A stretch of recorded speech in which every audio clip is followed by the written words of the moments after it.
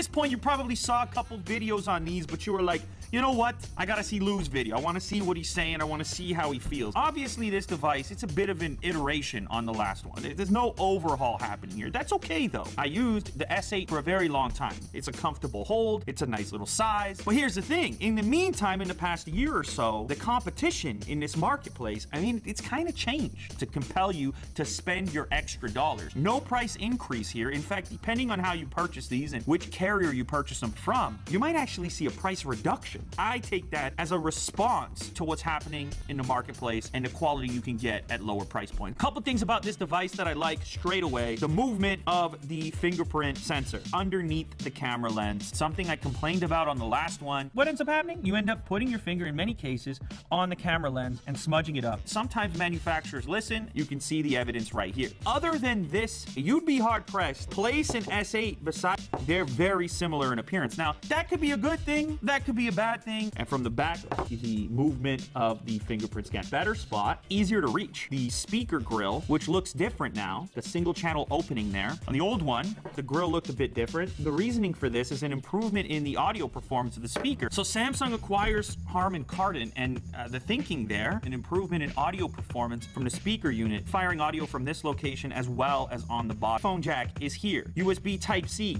It's here. The SIM tray with expandable SD card storage. Who doesn't like expandable storage? Who doesn't like options? Display, OLED, very pleasing to the eye. Is curved edge. I'm still a little bit undecided. Recently, I've been using the Pixel 2 XL a lot. Now, everybody knows this is not the greatest display in the world. And you can kind of see how the white is represented a little differently. I think it's kind of interesting having this phone out compared to this one. These are both $850. These things are competing head to head. One of the main reasons this remains in my pocket is the incredible camera. That brings me to the camera on the S9 Plus. For the first time ever, has a variable aperture. f1.5 or f2.4. f1.5, f2.4. This is f1.5, so the plant in the background's a little bit more blurred out compared to f2.4. I think for most of you, this comes into play just in low light situations. If you need more light, it'll trigger the larger aperture. The portrait mode as well, which I tested earlier. The front camera wide angle selfie, and it's guessing via software where the edge of the foreground or the subject in the foreground is. But as you can see, it did a pretty good job. There's Mo right there. Let's see here. Edge recognition around his beard is pretty good as well. I think this one, it stacks up kind of nicely as of right now against the Pixel 2 XL. It's also got this super slow-mo mode, can shoot up to 960 frames per second. So you tap the record button to start a recording, and the slow motion starts when something moves within this square.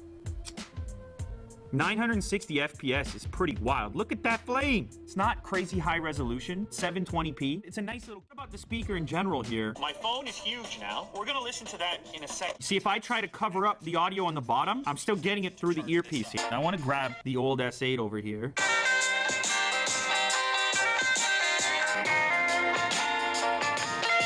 It does sound better. It ain't Razer phone territory. It's a little more full. It's a little more pleasing. HD 60 FPS. You go up to 4K 60 FPS. That's pretty cool. I mean, we might as well. So this should be 4K stabilized. Pick up this guy right here.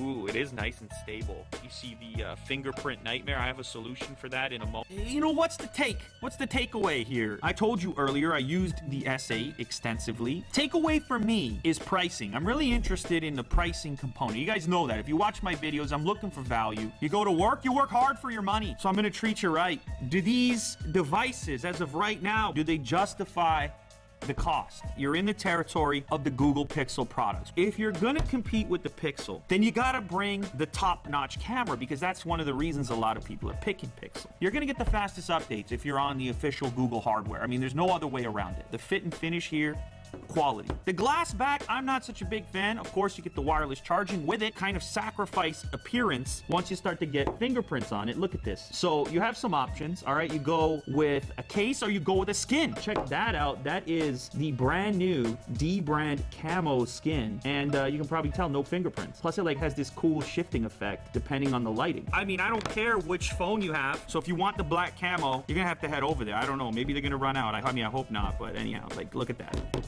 That's kind of cool. For me personally, I don't know if this thing can really displace the Pixel in my pocket. Can the wireless charging get me back? The variable aperture? Maybe I use this a little bit more and I'm just like, wow, that's gold. I can't live without it. The audio, probably not enough for me right now. The improvement there, it's tough. At the moment, I'm a little bit undecided, but I'm intrigued. I think this phone has a real chance to be a major player in something that I could really recommend. But right now, I'm skeptical.